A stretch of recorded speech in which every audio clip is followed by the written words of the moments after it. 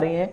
Block development council के एक chairperson को कल फिर टारगेट किया गया नामालूम बंदूकबरदारों की तरफ से। हालांकि कौन हमलावर थे अभी इसका पता नहीं चल पाया और पुलिस राय का ये कहना है कि इसको लेकर भी कोशिश की जा रही है कि फौरी तौर पर पता लगाने की कोशिश की जा रही है कि कौन ये हमलावर हो सकते हैं। क्या किसी तरह का लिंक इससे पहले या बीडीसी के साथ जिस तरीके से बडगाम खाग के ब्लॉक डेवलपमेंट काउंसिल के चेयरपर्सन को गोली मार दी जाती है, उनकी मौत हो गई सिक्योरिटी होने के बावजूद भी, और उसके बाद सवाल भी काफी ज्यादा उठ रहे हैं कि सिक्योरिटी उनके साथ होके भी उनके घर तक क्यों नहीं जाती थी जहां उनकी मौत की खबर देर शाम आई। और इसके बाद आपको ये भी बताते चलें कि अवामी नुमाइंदों की तरफ से भी शदीद गमो गुस्से का इजहार किया जा रहा है। और जहां पर भूपिंदर सिंह जो कि ब्लॉक डेवलपमेंट काउंसिल के चेयरपर्सन खाग बडगाम से थे, उनकी मौत के बाद जम्मू कश्मीर अपनी party, Jammu Kashmir national conference, Congress, BJP, तमाम पार्टियों की लीडरान की तरफ से शदीद अल्फाज में इस हमले की मजम्मत भी की जा रही है। लेकिन दूसरी तरफ कांग्रेस के सीनियर रहनुमा और साबिका रियासत के साबिक वज़ीर आला गुलाम नबी आजाद की तरफ से जम्मू कश्मीर इंतजामिया पर जोर दिया गया है कि वो हालात की नजाकत को समझते हुए इस वक्त इन अवामी नुमाइंदों के तहफ़्फ़ुज़ को यकीनी बनाए, इन्हें सिक्योरिटी फराहम की जाए, उन लोगों को जो ग्राउंड जीरो पर इस वक्त अवाम तक पहुंचने की कोशिश कर रहे हैं। सरकार की कोई भी इस वक्त स्कीम हो, कोई प्रोग्राम हो, पब्लिक तक पहुंचाने के लिए इन लोगों का सबसे बड़ा रोल रहा है। लेकिन गुलाम नबी आजाद के मुताबिक सरकार से उन्होंने सवालिया अंदाज में पूछा है कि अगर इसी तरह की सूरत हाल रहती है तो कैसे वो तमाम प्रोजेक्ट, कैसे वो सरकारी स्कीमें, सरकारी मंसूबे ग्राउंड जीरो पर अमलाए जा सकेंगे, कामयाब होंगे, जिनके लिए इन लोगों को इस्तेमाल किया जाता रहा है।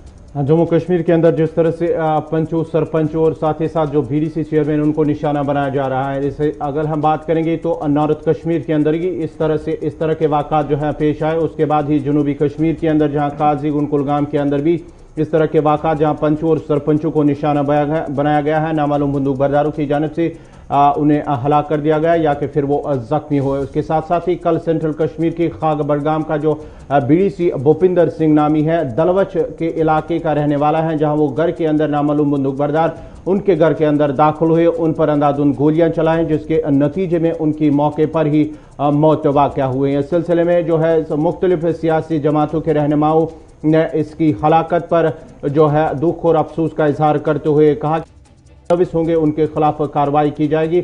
और साथ ही साथ जो है इंतजामिया से अपील की गई है कि जो अवामी नुमाइंदे हैं उनके तहफ़्फ़ुज़ के हवाले से उनके तहफ़्फ़ुज़ को यकीनी बनाया जाए और उन्हें सिक्योरिटी फराहम की जाए। सैयद तजम्मुल हमारे साथ बने हुए हैं। सैयद तजम्मुल, कुछ मजीद तफसीलात मिल पाई हैं अभी तक? कल शाम हम देख रहे थे कि जब भी ये वाक़या पेश आया बडगाम के अंदर, उसके बाद काफ़ी ज़्यादा सवालात भी पूछे जा रहे थे इंतजामिया से और काफ़ी सवाल भी अभी भी उठाए जा रहे हैं। जब हम सोशल मीडिया की तरफ नज़र दौड़ा रहे हैं तो सरकार को भी टारगेट इस वक्त कुछ लोगों की तरफ से बनाया जा रहा है। ये किस हद तक सही है और इस मामले को लेकर मजीद कुछ डिटेल्स इमर्ज हो पाई हो? क्या कुछ लेटेस्ट अपडेट आपके पास है? आसिफ, देखें, पहले सबसे बड़ी बात है कि भूपिंदर जो है फिलहाल उसका जो घर था वो आलूची बाग श्रीनगर में था और उसके बाद बैक टू विलेज प्रोग्राम की तैयारियों के सिलसिले में वो खाग बीरू आएंगे। उसके बाद उसके पास जो पीएसओ जम्मू कश्मीर पुलिस दावा कर रही है कि उसके पास सिक्योरिटी कवर दिया गया था, लेकिन सिक्योरिटी कवर जो उसका था वो उन्होंने वापस पुलिस स्टेशन में एसएचओ को हवाले किए। या जनाब, आपके जाती मुआफिज मेरे साथ पूरा दिन थे, अब मैं घर जाके आराम करूंगा। एसएचओ से मिले बगैर, ये एसएचओ से थाने में मिले बगैर पीएसओ वहां छोड़कर घर चले गए, ये सरकार का दावा है। लेकिन इसमें कितनी हकीकत है वो पूरा आज दिन मामला खुल जाएंगे। क्या भूपिंदर जी जब आलूची बाग से श्रीनगर गए थे, क्या ब्लॉक डेवलपमेंट काउंसिल का चेयरमैन होने के नाते इसके साथ घर में हिफाजत अब सिक्योरिटी मामूल नहीं होनी चाहिए थी? क्या घर पे हिफाजती एहलकार नहीं रखे जा सकते थे?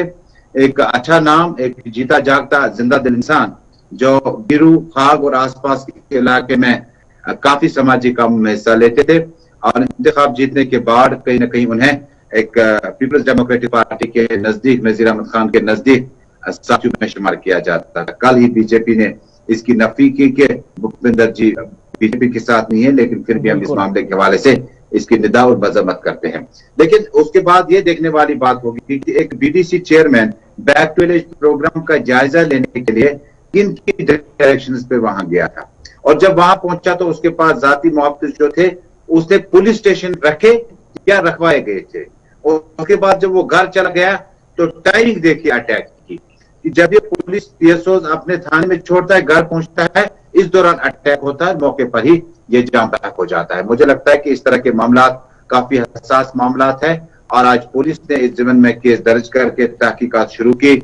एन शाहिदीन और उसके बाद FSL टीम और बाकी जो सैंपल दिए गए हैं उसमें ये देखा जाएगा कि किस नौयत का ये हमला था और इसी शख्स पर क्यों था, और जो मिलिटेंट या जो बंदूक बरदार इसमें शामिल हो सकते हैं उन्हें ढूंढ निकाला जाएगा। बात करके ऐसा ना हो कि सरकार, क्योंकि शोपियान अश्मिजी पोरा के बाद काफी सवाल जो है इस वक्त सिक्योरिटी एजेंसीज पर लगी है, कैसा ना हो कि बाद में इस एरिया में जंग के दौरान कोई मिलिटेंट मारा जाए तो कहा जाए कि इसने जी ABC का भी कत्ल किया था। लिहाजा बहुत ज्यादा लोगों को तवक्कुआत है लॉ एंड ऑर्डर पर अभी भी कि शायद पुलिस एजेंसी जो है इसके बारे में सही तहकीकात करके मामला सामने लाए। आप हमारे साथ रहे प्रोग्राम सलाम JK में, इस मामले पर आगे भी हमारी नजर रहेगी। पुलिस की तरफ से या सिविल एडमिनिस्ट्रेशन की तरफ से कोई ऑफिशियल स्टेटमेंट आता है या क्या कुछ इसमें तहकीकात की जाती है, वो आप तक जरूर पहुंचाने की